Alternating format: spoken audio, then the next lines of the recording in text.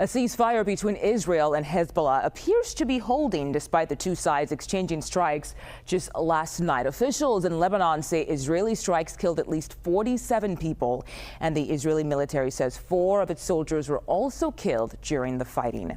Let's bring in Behnam Ben Taleblu, Iran Program Senior Director and Senior Fellow at the Foundation for Defenses of Democracy. Behnam, thank you for your time. What do you make of this ceasefire?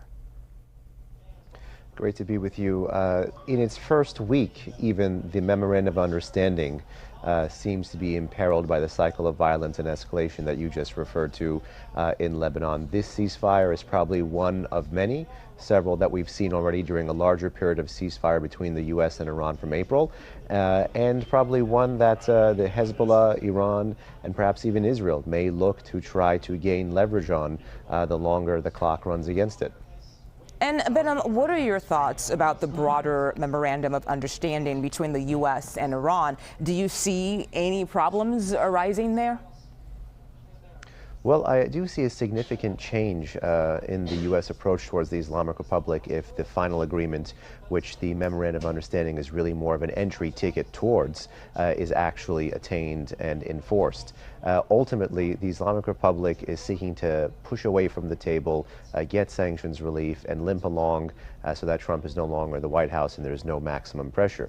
But the U.S., particularly paying attention to Vice President Vance's comments, seems to be seeking something bigger, different, something transformational. Quite literally, Vice President Vance had been using the T word, transformation, all this time. And these are two fundamentally misaligned philosophies that, regardless of the status of the text, by the way, which I find problematic and probably won't yield a deal, will mean more conflict, not cooperation, is on the horizon, probably within 60 days.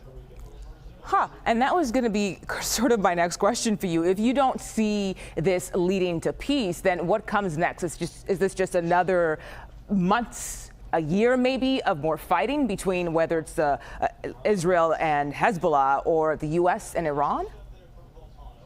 Well, some see this strategically as the president punting so that munitions, a different media environment, a different midterm political environment, a different market environment, and a different energy environment would allow him more options against the regime, particularly military options. I'm dubious, but I'm open to that thesis. I actually think instead it's possible that what we saw between 2013 and 2015 between the U.S. and Iran takes shape, where they keep negotiating, they put a cap on the conflict, but also the threat still remains. So the 60-day window for talks could be renewed each time, but also it's likely that you may see one side push away from the table and a cycle of violence emerge based on the region, based on Lebanon, based on the Persian Gulf and Strait of Hormuz. Many different crises could imperil moving from smaller deal to bigger deal.